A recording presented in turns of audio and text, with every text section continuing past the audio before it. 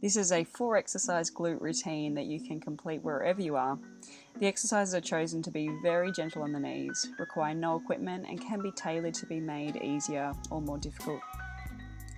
You are going to complete one set on your left side first, and then one set on your right side.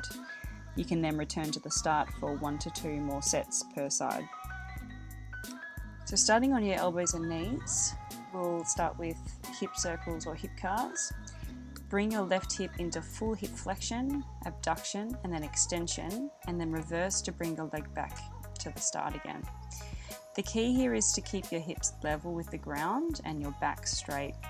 So avoid lifting your working hip and avoid rounding or arching your spine.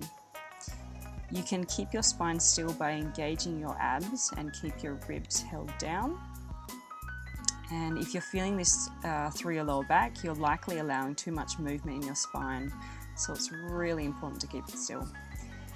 All right, next one. You're going to stay on the same side, so your left side.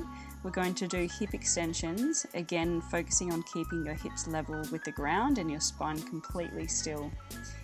You can start with 15 to 20 reps and then work up to 50 reps if you're like me and really want to hammer your glutes. But take note that I did start with 20 reps and then worked up to 30 reps and now do 50. It's really important here to block any movement from occurring at your lower back. So brace your abs and keep your ribs down throughout the exercise.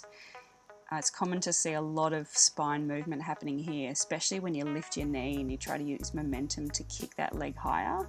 If you are feeling this strain through your lower back, just stop the exercise and check with how much your lower back is moving. Your knee doesn't have to actually lift very high. It's not about height of the leg, but it's about tension in your glutes, which will be felt toward the end of full hip extension. Otherwise, you're just doing a combination of hip extension and lower back extension.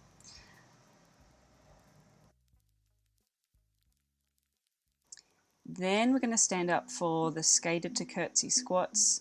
Squat on one leg, bring your free leg out to the side, to the back, and then cross behind your supporting leg.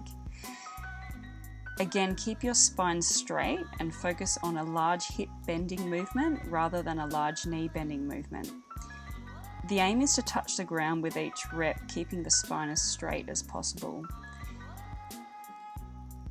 It's really common to see spines rounding when people squat down and then extending when they stand back up, but this will just put way too much strain on your lower back. So focus on lifting your chest and sticking your butt back as you squat down, and then extending from your hips and tensing your glutes as you stand up.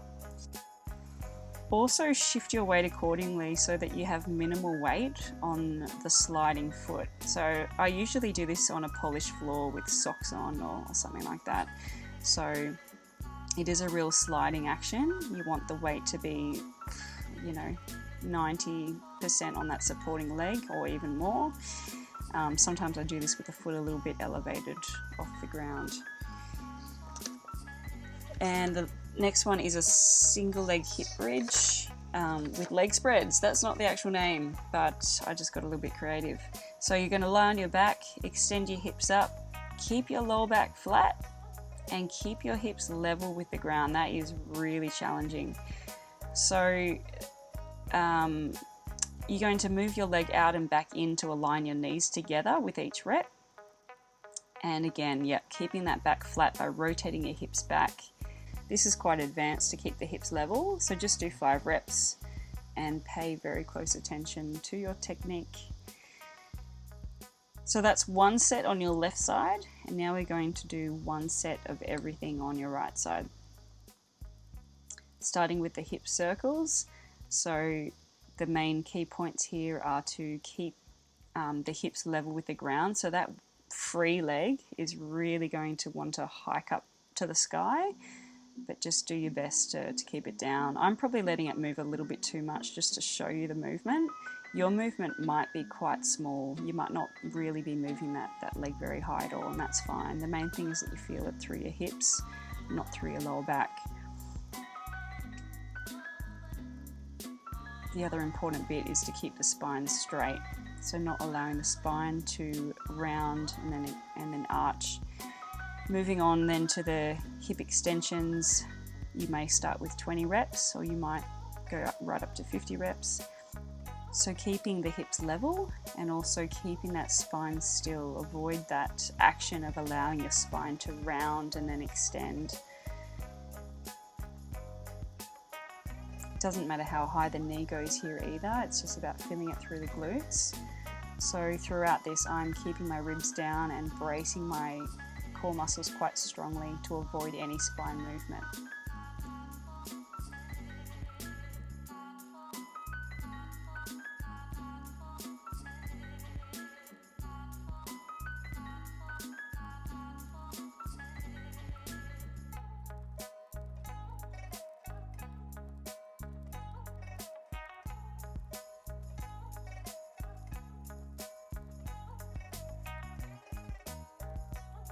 And then my glutes are so sore I need 2 legs to stand up. Yeah, there she goes. And then we're going to go to the skated or curtsy squat. So leg out to the side and then back. I'm on an uneven rock, and then cross, so I'm kind of don't have the best technique here.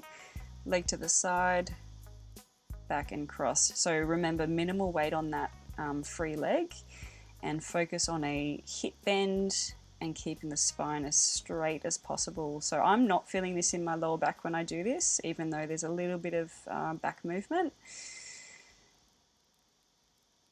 When I stick my butt back and then use my hips as I use a strong hip extension movement to come up, I can really feel it targeted through the glutes.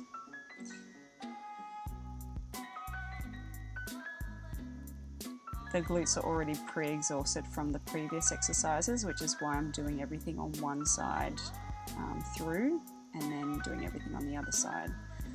It just allows the exercises to be felt a little bit more strongly if that's what you're after. That's what I was after. And then onto your back for single leg hip bridge with the leg spreads. So you're extending one knee and then bringing your leg out and in. So the knees come back in alignment with each rep.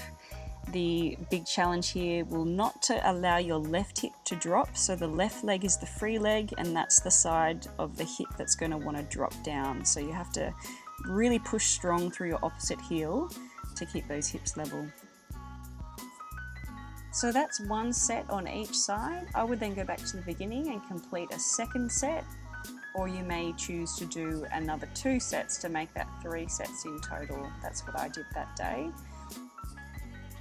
And this is just a taster of the many exercises I have up online. I have quite a lot in the lower body and glute section of my website. You can find it at michelledrilsma.com, and you can also find a plethora of exercises for every other area of the body, and including for specific goals in mind. So I hope to see you there, and please send your comments with how you go.